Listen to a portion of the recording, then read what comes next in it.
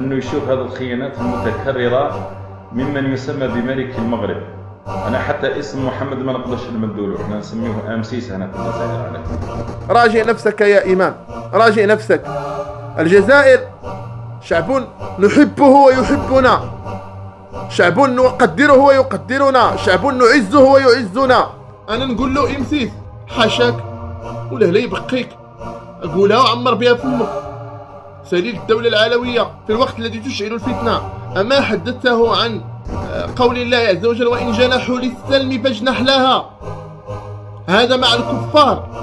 زمرة العلماء وزمرة الأئمة يرجى منهم إصلاح ذات البين، يرجى منهم تهدئة الوضع، وملكنا وحكومتنا وشعبنا باسط يده للصلح، باسط يده وما فعل شيئا. هي أرضنا وهي صحراؤنا، هذا أمر انتهى. هذا ملكنا وأبونا وخيمتنا الكبيرة، ندافع عنه ونرفع رأسنا به. كاين إما أنت معانا ولا ضدنا، ما كاينش حاجة ثالثة. كاين عندنا خطوط حمراء نكتبها على الجبال وننقشها على جدران المدارس والجامعات. الله، الوطن، الملك، هذه خطوط حمراء. وهدى الله وتاب على من يزرع الفتنة بينهما من المسلمين، وقاتل الله